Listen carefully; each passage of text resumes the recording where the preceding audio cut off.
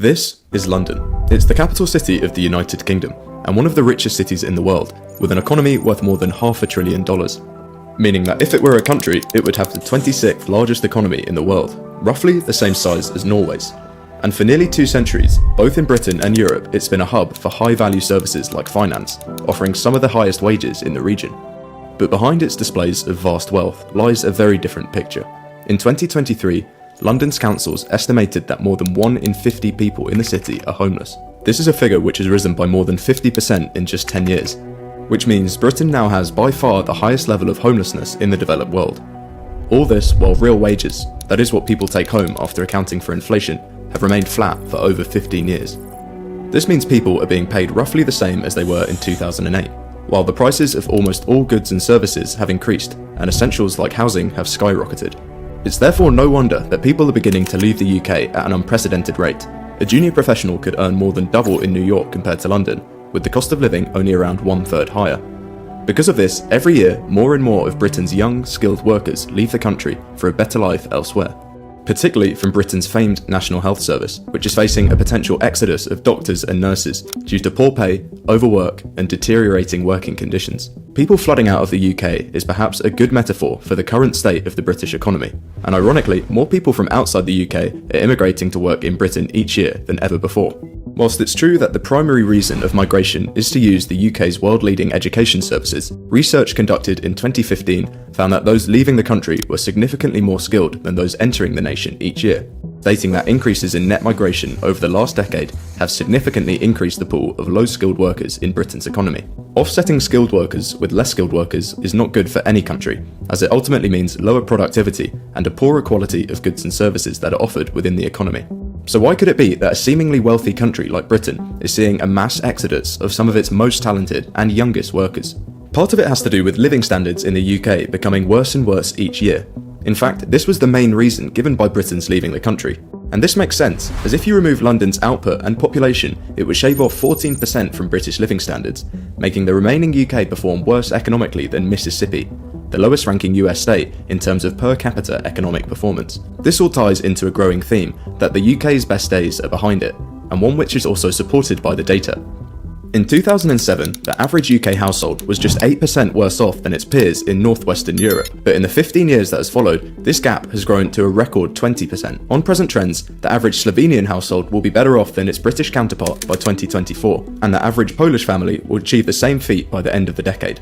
And these stagnant wages is a burden which is being disproportionately felt by those with lower incomes. While the UK's top earners rank 5th for living standards, the average household ranks 12th and the poorest 5% rank 15th. Far from simply losing touch with their Western European peers, last year, the lowest earning bracket of British households had a standard of living that was 20% weaker than their counterparts in Slovenia. This is part of a growing paradox, that as more and more people move to the UK, its levels of public services and pools of skilled workers are gradually declining. So let's take a look at why this is happening to one of the richest countries in the world, and why everyone suddenly wants to leave the United Kingdom. It wasn't that long ago that Britain was one of the most prosperous and attractive destinations for young skilled talent in the world, a feeling which is shared by many Britons too. A recent poll found that 60% of respondents view life as being better in the 1990s and 2000s than today. This era in particular is looked back upon with nostalgia for many British people. Music from bands like Oasis and the Spice Girls were worldwide hits as the Cool Britannia movement swept the country, and the end of the Cold War was also adding to a global sense of optimism. Of course, there is always a tendency for people to view the world of the past favourably, but the 1990s stand out in particular as they were a period of real economic success for Great Britain. Despite a rocky start to the decade, marked by the turmoil caused from the fallout by the ERM and a recession in the early 1990s, the UK entered an era of remarkable economic resilience. From 1992 onward, Britain enjoyed its longest stretch of uninterrupted growth since the Second World War, driven by a combination of structural reforms, effective monetary policies, and favourable global conditions. This period, often referred to as the Long Expansion, was characterised by continuous GDP growth and significant productivity improvements. The financial sector played a pivotal role in this economic success, with substantial credit expansion, particularly in property lending, driving consumer spending and investment. Regulatory change also made the UK an attractive place to invest, meaning the UK retained a positive balance of net income from abroad. However, in this decade, Britain continued to shift towards a more service-based model of employment, and while prosperous, it did not provide the broad-based employment that the industrial sector had. causing widespread job losses in areas like heavy industry and mining, jobs which tended to be located in poorer areas of the country, away from cities like London. The UK continued to grow in this period. However, midway through the 2000s, a number of problems were starting to appear, and the financial crisis of 2008 exposed and exacerbated these underlying weaknesses in Britain's economic model, revealing an over-reliance on financial services and a lack of adequate investment in other vital sectors. Today, the nation grapples with a number of severe issues, including an overstretched NHS, a housing affordability crisis, and ageing infrastructure, all of which stem from past policies and require urgent attention to secure a sustainable future.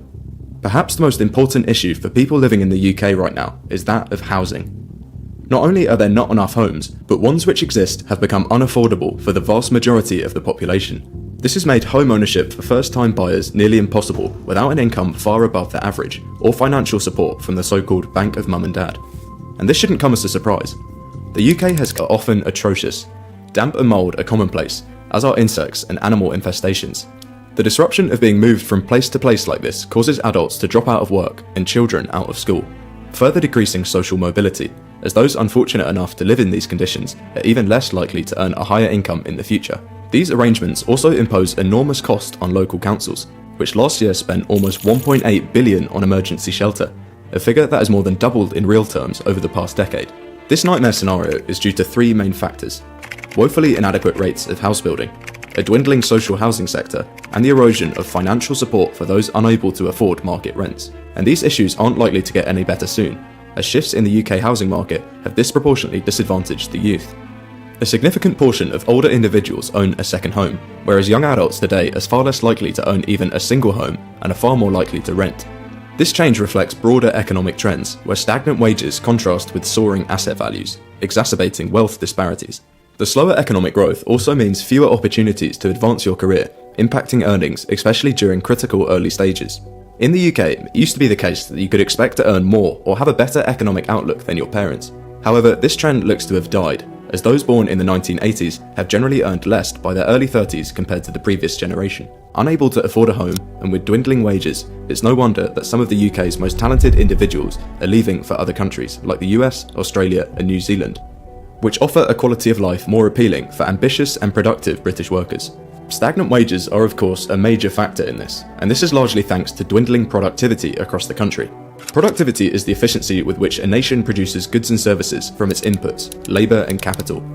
And since the financial crisis of 2008, the UK has faced a stark slowdown in productivity growth. Before the crisis, productivity was growing at around 2% annually. However, after the crisis, this growth has nearly flatlined. And notably, there have been a significant consistently built fewer homes compared to the needs of its growing population, especially when compared to other developing countries. This shortfall is largely due to restrictive planning laws, limited government funding for public housing, and a prioritisation of other economic areas over residential construction. Over the decades, the cumulative effect of not building enough homes has led to a significant supply-demand imbalance in the housing market. This is an issue which has its roots in policies of the past. Introduced in the late 1970s, the Right to Buy scheme allowed tenants in public housing to purchase their homes at a discount. At the time, this policy was seen as really progressive, as it made home ownership achievable for those who before could only have dreamt of it. And while this policy enabled many people to own a property, it also led to a substantial reduction in the stock of social housing. And since these homes were not replaced at a sufficient rate, the social housing sector shrunk by about 25% since the 1970s, all while the population has continued to increase. With fewer social homes available and ongoing challenges in housing affordability, more individuals and families have turned to the private rental sector. This increased demand has naturally led to rising rents, as the supply has not adequately kept pace with the demand. Rising rental costs have disproportionately affected those on lower incomes, who find fewer affordable options available and usually need to compete on price for what they can afford. And what makes all this worse is that house prices have continued to outstrip real wages for well over 30 years, creating an even bigger difference in society between those who own their homes and those who don't.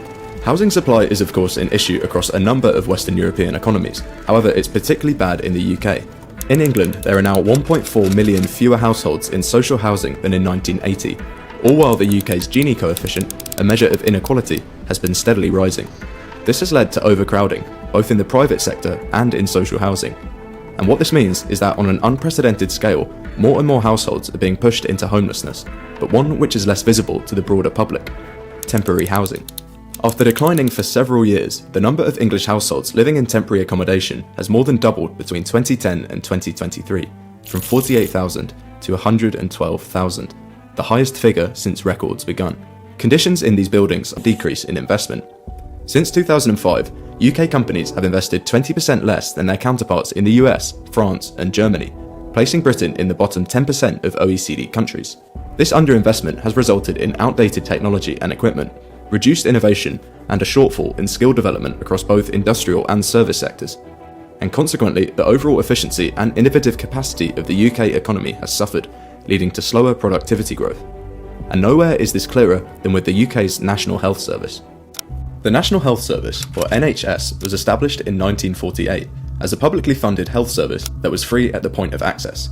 Since its introduction over 70 years ago, the NHS has become a staple of British life, and something which is taken for granted by many people. However, as time has gone on, and especially in the last 2 decades, costs have started to spiral as the quality of treatment and care provided has declined. This is partly because when it was first introduced, Britain's population was significantly smaller and also much younger, meaning fewer people required healthcare and treatment. But even as taxes have risen over the last decade to record levels, public services like the NHS are struggling even more than ever. The number of people waiting for NHS consultant treatment has more than doubled from 3 million to 7.4 million in the 9 years after 2014. And data consistently indicates that patients treated by the NHS for major health issues such as heart disease, strokes, or cancer have lower survival rates compared to those receiving treatment in most other developed nations. And in 2014, the UK had below average survival rates for the deadliest cancers, including the lowest rates among comparable nations for colon and pancreatic cancers. It would be easy to assume that the failure of this service is from years of underfunding. Whilst this is partly true, the NHS has seen a significant increase in funding and staffing levels since 2019. And in 2023, NHS funding was 11% higher in real terms than it was in the previous 4 years. Additionally, the number of senior doctors has risen by 9%, and there are 8% more nurses and health visitors, even after adjusting for higher staff sickness absences. So, what's the problem? Despite more funding and more staff, the NHS faces rising costs due to several factors. An ageing population requires more medical care, new medical technologies and treatments are expensive, and drug prices are increasing, all while people are expecting higher quality medical care. And in the last few years, as inflation has run rampant, staff are expecting higher wages, which also adds to the cost. These rising expenses, known as health inflation, make it difficult for the NHS to improve services and outcomes, even with more resources. This presents an issue, as in order to provide a good level of care for an increasingly ageing population, the NHS needs to invest in the long-term future, but currently there isn't enough money for this. Even though funding has increased, this is being used to cover the increased maintenance costs of the service, which have surged over the last decade, meaning there is little to no money left over to invest in the long-term capacity of the NHS, and money needs to be redirected to cover the daily operational costs. This underinvestment in the NHS is part of a broader pattern of inadequate infrastructure spending across the UK. Sectors including transportation and public services also suffer from underfunding, leading to inefficiencies and reducing service quality. New projects are also significantly harder and more expensive to build in the UK than in other countries, and nowhere is this better shown than with HS2. This was a proposed high-speed rail network to better connect North and Southern England. Ignoring the fact that these rail networks already exist, the project was first conceived in 2009, and taking 11 more years to begin construction in 2020, by which time the proposed costs of construction had ballooned from 37 to over £100 billion. All of this only for it to be abandoned in 2023. An issue which has made many of the existing issues in the UK worse is of course Brexit. Brexit and its effects have been multifaceted, and could easily take up a whole video on itself.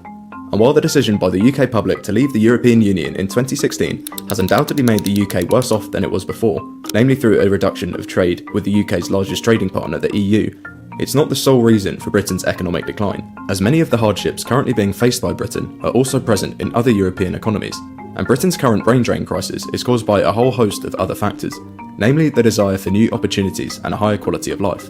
Turning back to the country's favourite decade, the focus on immediate economic gains during the 1990s often came at the expense of long-term infrastructure planning and investment. Although privatisation was meant to bring in capital for infrastructure upgrades, in many cases it led to underinvestment, as private companies sought to maximise profits rather than reinvest in long-term improvements. And now the UK is paying the price. And even with the potential of a change in government in the general election, it doesn't look like things will get better for a number of years.